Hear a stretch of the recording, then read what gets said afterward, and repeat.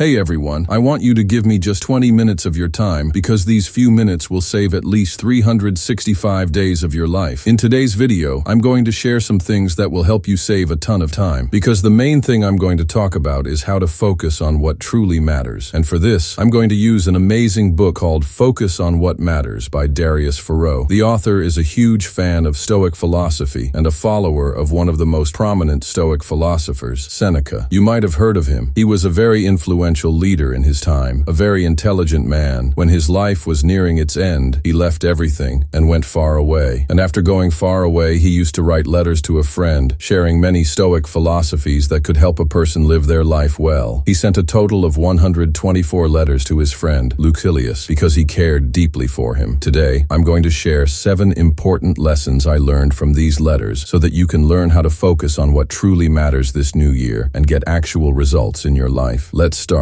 Lesson number 1. Did you know a study says that humans have about 6,000 thoughts daily? Some studies even suggest 80,000, but that's not important. What's important is that most of these thoughts, in fact, 80% of them, are negative and repetitive. Plus, there's a 95% chance that the thoughts you're having right now, you had yesterday, and you'll probably have tomorrow.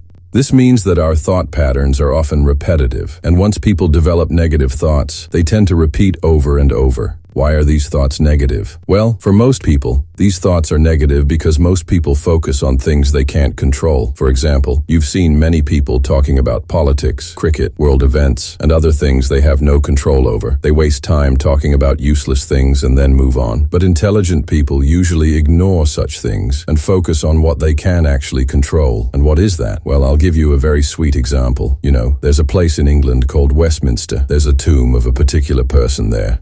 There's a very interesting thing written on that tomb. It says, "When I was young, I wanted to change the world. But then when I realized I couldn't do that, I thought, why not change my nation, my country? But then I realized I couldn't change my country either. Then I decided I would change my town.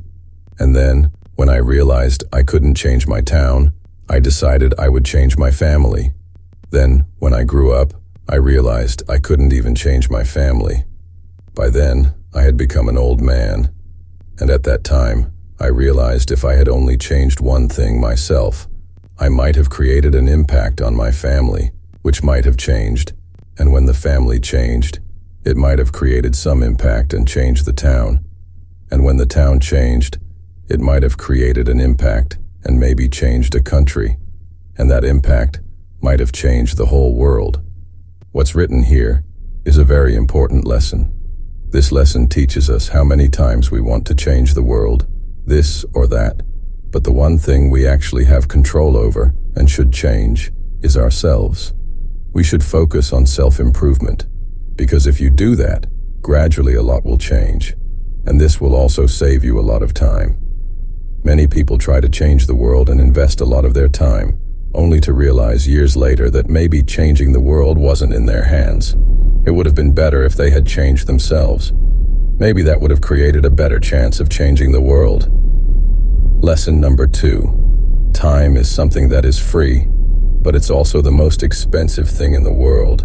Time is something you can't own but can use well. Time is something you can't hide but can spend well. You can lose time but can never get it back. So guard your time. If I give you the world's most expensive diamond, what would you do? Would you just throw the diamond around? No. You would keep it safe in a vault and probably have many guards to protect it. Forget the diamond. If I give you millions, what would you do? Would you just waste that money on useless things? No, right? But unfortunately, we waste more of the thing that's more important than money and diamonds, our time. We watch useless people on social media who don't add any value to our lives, but we waste our time watching them. You shouldn't do that. If you want to save a lot of your time in the coming year, you have to guard your time like it's the most precious thing. And for this, there's an example of Brian Tracy. Brian Tracy says, if you want to partner with someone, before partnering with them, make them do this one exercise. Because if they don't do this exercise properly, don't waste even a minute with them, because they'll never be successful, and your time will also be wasted. What's that exercise? Give them a sheet of paper and ask them to write down their top 10 goals. Then tell them if they had a magic wand and could fulfill any one of these goals, which goal would they choose that would have the maximum positive impact on their life? Brian Tracy says if you think carefully, you'll get the answer. Grab that one thing and then follow these 7 steps that you see on the screen. If you follow these 7 steps, no one can stop you from achieving your goals and becoming successful. And I think you should also do this exercise if you want to guard your time well. Focus on your top priority goal and follow these steps. This will save you a lot of wasted time. Next lesson, no more yes. Vanita Singh of Shark Tank once shared an incident in a podcast. She said she once went to Goa for an event, and after the event, many people were taking pictures with her. She and her 2 sons were there. They were wasting a lot of their time taking pictures, but they wanted to go to the beach and enjoy. So, Vanita said, after taking pictures, we'll count 1, 2, 3, and then we'll all run away and go to the beach. So they did the same, counted 1, 2, 3, and started running. But her younger son fell down, and they had to go back. When they went back, her elder son said, "Mom, why couldn't you just say no to them?" And she says Vanita realized that day that her son had taught her a very important lesson. She realized that many times we can't bring discipline into our lives. We can't do the things we should focus on because we don't know how to say no. I saw a podcast of a person who said that one of the biggest reasons people can't bring discipline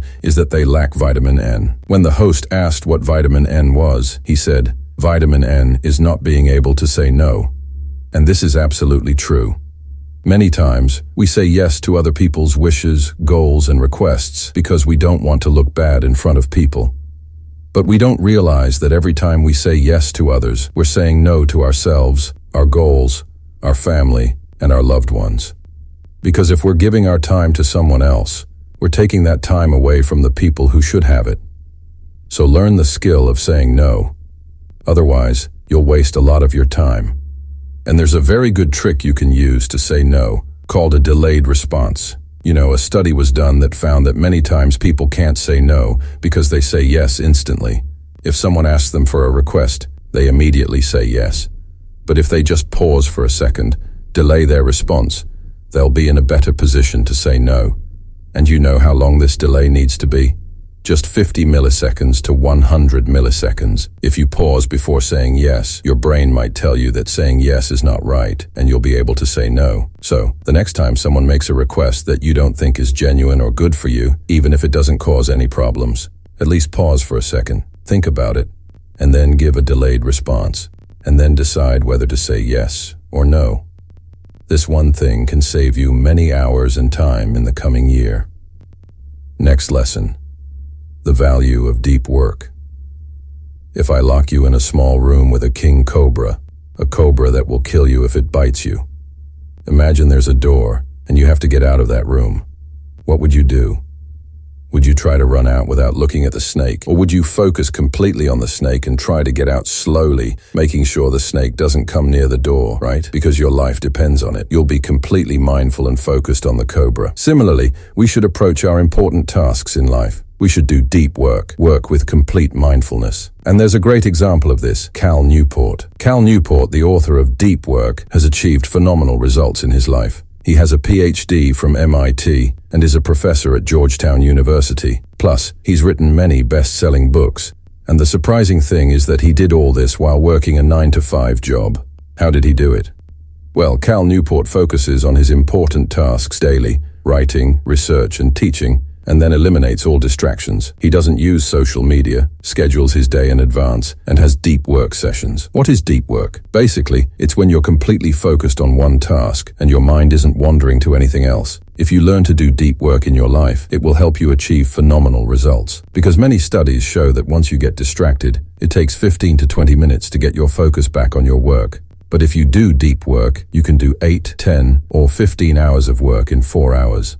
In fact, you know, Cal Newport wrote his book, Deep Work, using the principles he taught, where he took out a 4-hour time block every day for deep work and finished his book, which became a masterpiece and inspired millions of people, including me. You've probably heard that life is not a sprint, it's a marathon. And a study was also done on ultramarathon runners, where it was observed that runners who start slowly, saving some energy, and run at a comfortable pace have a much higher chance of finishing the race compared to those who try to run very fast at the beginning. These people who start very fast often can't even finish half the race. Why am I telling you this? Because the new year has just started, and many people try to achieve their goals like a sprint. They'll read books, go to the gym, meditate, work on their business, work on their relationships, travel for happiness, and try to do everything fast. Most people try to achieve their goals quickly, which leads to them quitting most of their goals or systems they set before the first month ends.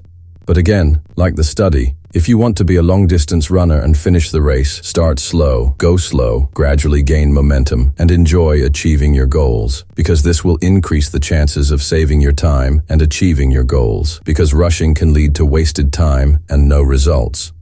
There's another example of this, a car manufacturing company. Their production system is such that customers trust and love their products. Similarly, if you want to save a lot of time this year, try to go slow instead of fast. If you go slow, you'll enjoy the process better, finish the work. Otherwise, many times your work remains incomplete, wasting your time and not giving you results. Next lesson. A study was done at Harvard that found that employees who give themselves just 15 minutes for self-reflection, reflecting on what they did and how they did it, their performance increases by more than 23%. Why? Because when a person just keeps working without stopping, they often become inefficient and make mistakes that they don't see. But when they reflect, they start to see their inefficiencies, mistakes, and problems, and start making better decisions. You'll notice this yourself. When a person is driving a car, especially in India, if they need to change lanes or go somewhere, they don't just keep looking ahead. They also have to look in the side mirrors and the rear view mirror from time to make sure no car is coming from behind. Similarly, when we want to achieve our goals in life, we also need to look back from time to time, especially before making decisions. We need to reflect on whether we're going in the right direction. If we don't look in the rear view mirror, we might have an accident. That's why you should also develop the habit of self-reflection. This will save you a lot of time and make you more efficient. Oprah Winfrey, a billionaire, gives a lot of credit for her success to her self-reflection exercises. She writes down her thoughts, actions, and gratitude every day. This helps her see which direction she's moving in, how she's moving, and what her thoughts are. Based on this, she makes better decisions and actions in the future. So, if you want to save the maximum time in the coming year, take some time out, at least a little time, for self-reflection. Look back. Oprah Winfrey also takes some time out of her busy schedule for self-reflection, and she has benefited greatly from it. Now comes the next lesson from this book, about progress. Many people have this perfectionist bug inside them. Many people don't make videos because they think they won't be able to make good videos. Many people don't start coding because they think they won't be able to create a perfect app. Many people don't start writing a book because they think they won't be able to write a perfect book. I also have this bug a little bit, but I always try to overcome it. One of the best mantras to overcome this perfectionist bug is what Marie Forleo, a content creator, says. To fight the perfectionist bug, she uses a simple mantra: progress over perfection. Many times our minds want us to do things perfectly, to always look perfect. But perfect things are not sustainable. We can't do them consistently without burning out. So, it's better to focus on progress than perfection. Instead of focusing on whether I'm doing every exercise perfectly, I focus on how I was exercising before and how well I'm exercising now. What is the progress? How much did I write before, and how much am I writing now? How bad was my first video, and how good has it become now? When you focus on progress, even if it's small, it gives you energy. But if you chase perfection, it will only give you negativity. And negativity will stop you from taking action. And if you don't take action, nothing will move forward.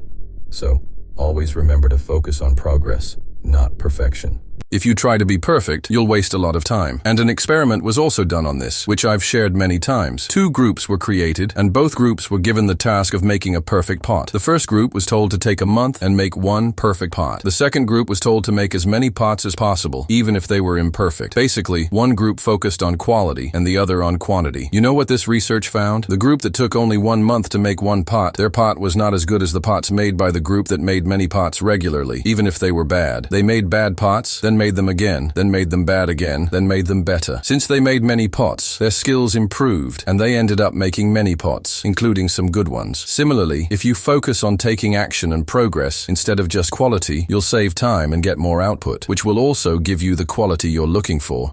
And the last bonus lesson is the power of consistency. If you want to avoid wasting time in life, follow one thing: consistency. Any work you've decided to do, maybe you decided it through Brian Tracy's exercise. Maybe you have one goal or maybe 4 goals, but try to do whatever goals you set consistently. The problem is that most people try to achieve 10 goals instead of 4, doing a little bit of everything but not being consistent with anything. They think they'll go to the gym, then they quit, then they do something else, quit that too, then they do something else, and they quit that too. When they start so many new things without consistency, they waste a lot of their time. The results they could have achieved by consistently doing one thing, they might never get in their entire life. So, the best thing is to work, even if you feel like it, even if you don't feel like it. Work even on difficult days, even if you're not feeling well. Work even when you're getting results and when you're not. Because as long as you keep taking action consistently, one day you will definitely get good results. This is guaranteed, and I'm not just saying this. I've created so many videos consistently for the past 8 years. Because of consistency, I've often gotten very good results. Sometimes I don't get good results, but even then, I keep making videos. Because of this, even if a video doesn't get views, another video comes along that does very well and earns me a lot of money. Sometimes there are months when I don't get good results, but then there's always a month when I get very good results. And in these past 9 years of content creation, I've seen many such cycles, and the only important lesson I've learned from them is that consistency will give you the best results. You know, being consistent doesn't guarantee success, but if you're not consistent, it's guaranteed that you won't be successful, because the bare minimum for success demands one thing from you, and that is your consistency. So, work even when you feel good, work even when you feel bad, work even when it's difficult, work even when you're sick, work even when things are tough, work even when you're getting results, and work even when you're not, because the more you take action consistently, the higher the probability of achieving success. Now, there are many more letters and lessons in this book. If you want me to share some more letters and interesting things with you, please let me know in the comments. Plus, I'm running a 21-day challenge where we meet daily in the morning, talk about positive things, practice silence, affirmations, visualization, and many other interesting life-changing things. If you're interested in attending this 21-day challenge, even though most days are over, at least join for the remaining days. And if you're watching this video after the 21-day challenge,